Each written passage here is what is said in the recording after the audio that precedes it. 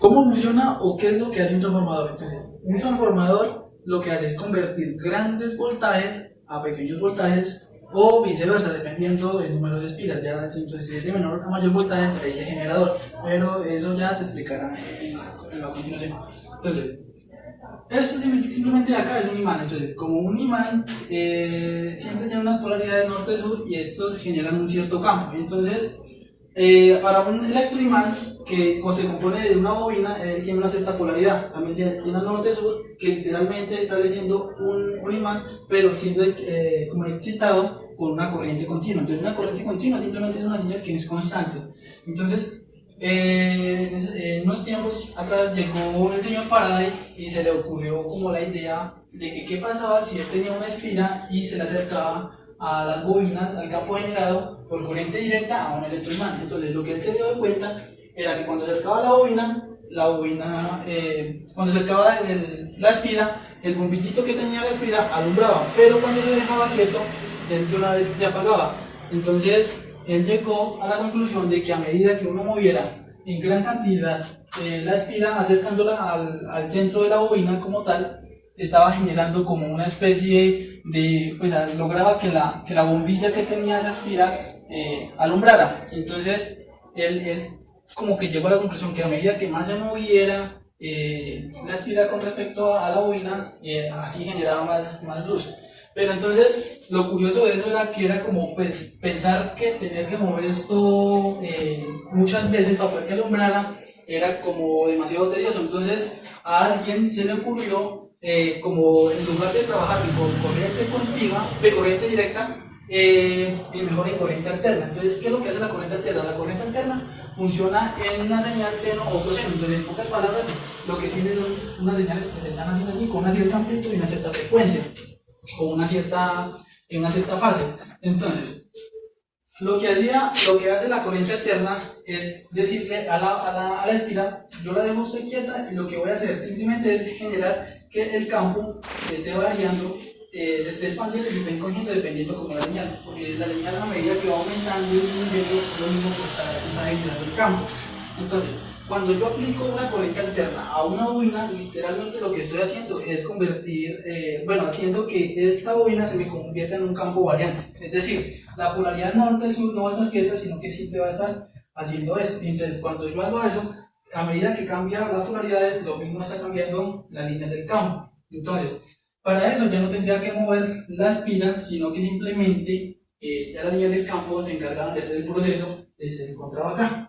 Entonces, llegó alguien aún más, con una idea más ingeniosa, y llegó y dijo, ahora, ¿qué pasa si en lugar de yo tener una espira, le coloco otra bobina, ¿cierto? Entonces, cabe aclarar que esta espira no se encuentra generada por ninguna fuente, es decir, no hay ninguna fuente que me esté excitando a esa espira, es decir, solamente está funcionando a partir del campo que está generando la bobina.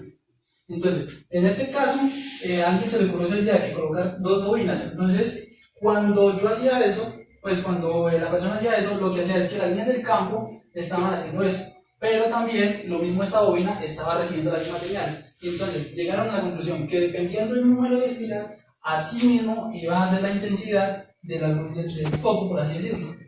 Entonces, una vez ellos sabiendo que dependiendo del número de espiras, quisieron aprovechar al máximo la línea de campo, pero que llegan de cuenta que el aire era como muy mal conductor. Entonces, a ellos se les ocurrió esta idea, como que, ¿qué pasaba si como que enrollaban esas espiras como un material conductor, o a ellos le llamaron a ese material acero silicio, que realmente es un material muy buen conductor para campos. Entonces, ¿qué pasaba con esto?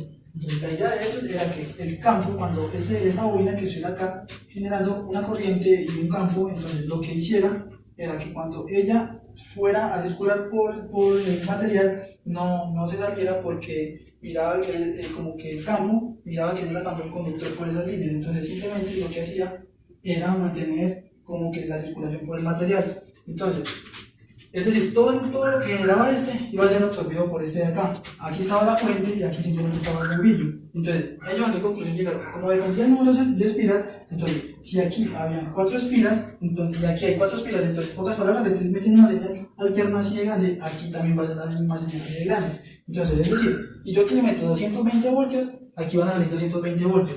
Ahora, si yo aquí simplemente aumentaba el número de espiras, digamos a 8, entonces como aquí le estoy introduciendo 4 espiras, entonces aquí simplemente aumenta el número de espiras y estaría aumentando el voltaje también. Es decir, si aquí introduzco 220, aquí ya tendría 440 y viceversa. Si disminuyo el número de espiras de acá, si aumento el número de espiras de acá y lo disminuyo acá, entonces tendría una señal grande acá y una señal pequeña acá. Entonces, como esto fue como la conclusión del comportamiento de un transformador, y a partir de esto es que se basan para mandar altos voltajes o pequeños voltajes dependiendo del caso. Entonces, nosotros utilizamos esta forma de transformador, que se llama el transformador EI. Entonces, lo que hacen simplemente después es cerrar esta forma de EI con esas plaquitas de acá. Entonces, a alguien se le ocurrió la idea de qué pasaba si yo tenía una espira y la enrollaba en este devanado de acá.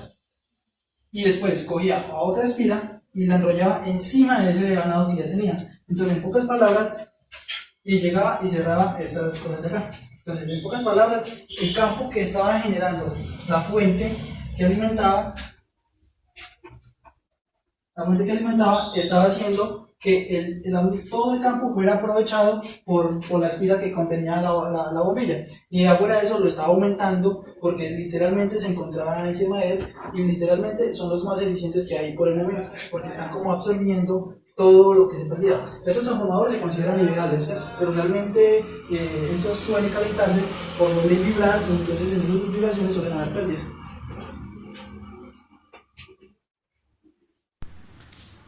Bueno, ahora vamos a hablar acerca de cómo funciona el transformador en términos de las leyes físicas. Básicamente, la ley que describe este funcionamiento es la ley de Faraday-Henry. ¿En qué consiste esta ley? Esta ley es la tercera ley de Maxwell y consiste en que el valor de la FEM inducida, o sea, el voltaje, hay que destacar que esto se llama voltaje cuando estamos trabajando en bajas frecuencias. Sin embargo, hay que tener muchísimo cuidado porque lo que es la diferencia de potencial y el voltaje cambian su definición cuando se trabajan a altas frecuencias. Y la red de Colombia es a 60 Hz. Que las leyes de los circuitos se cumplen únicamente cuando la longitud de onda es muchísimo mayor a las dimensiones de los circuitos mismos. Esta ley estipula que el cambio del flujo magnético con respecto al tiempo va a provocarme un voltaje o una FEM inducida. ¿A qué se debe el signo menos? El signo menos se le atribuye a la ley de Lenz. ¿En qué consiste la ley de Lenz? Básicamente significa la conservación de la energía. ¿Por qué? Cuando inducimos hay que tener cuidado con la dirección de la inducción, porque si esta va a favor del mismo campo que la generó, estaríamos, por así decirlo, creando energía infinita, lo cual es falso. Entonces, esta inducción debe de darse en el sentido contrario de la cual la generó. Listo. Entonces, de esta ley de Faraday-Henry podemos ir a una expresión más conocida, que es la forma integral de la tercera ecuación de Maxwell, que dice: la integral de superficie de un campo eléctrico va a ser igual al cambio del flujo magnético con respecto al tiempo y un valor n, obviamente el signo negativo del cual habíamos hablado antes por ley de Lenz. ¿A qué se debe esta constante n?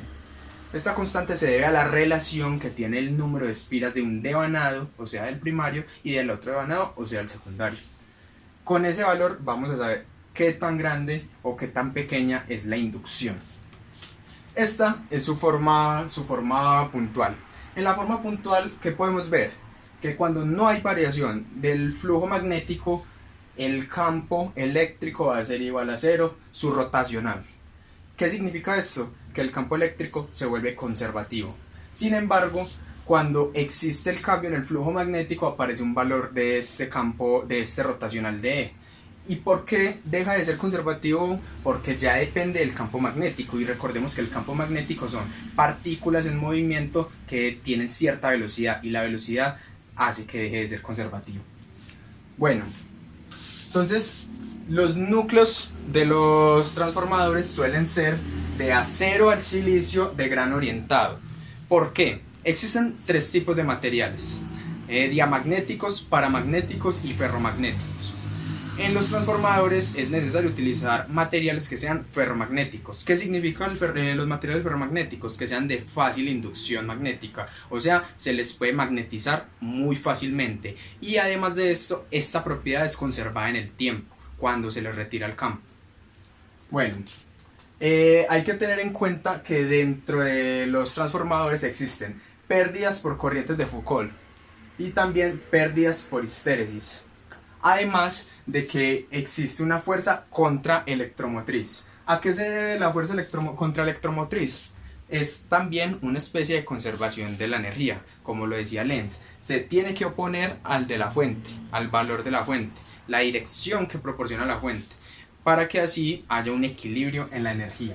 Ahora, las pérdidas por corrientes de Foucault. ¿Qué pasa con estas corrientes?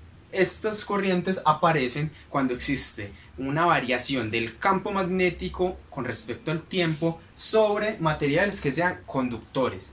No es necesario que sean ferromagnéticos. La condición a cumplir es que sean conductores, o sea que también puede pasar en materiales paramagnéticos. Estas corrientes se solía pensar que eran pequeñas, pero en realidad con una demostración que se puede hacer llegamos a la conclusión de que en realidad pueden ser bastante altas. Sin embargo, no todos son pérdidas y se puede aportar cierta cantidad al circuito mismo. Ahora, en las pérdidas por histéresis. ¿Qué es la histéresis? La histéresis es una forma que aparece en los materiales ferromagnéticos y paramagnéticos, que tiene esta forma. Listo. ¿Qué significa? Significa que un material es fácil o no de magnetizarse. ¿Qué pasa? Esta curva tiene varias fases. Hay una parte que tiende a representarse con una parábola, luego se convierte en una línea recta, luego pasa a ser una hipérbola y por último termina siendo una línea recta. La parte de la saturación en sí es una línea recta. ¿Y qué pasa? Al principio, cuando empieza la histéresis en un material, es muy fácil magnetizarlo, pero a medida que se le induce, llega un punto en el cual se satura el material y es más difícil magnetizarla. Ahora bien, si empezamos a incrementar la inducción, lo que va a pasar después de la saturación es que ya no se va a poder magnetizar más y él va a llegar a un tope. ¿Qué sucede? Dentro de las curvas de histéresis tenemos cierta área.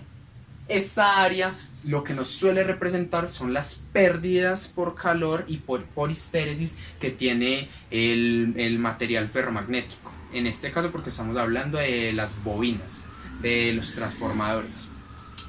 Ahora, cuando nosotros sacamos esta área, podemos hacerlo de muchas maneras, incluso hay programas que lo simulan.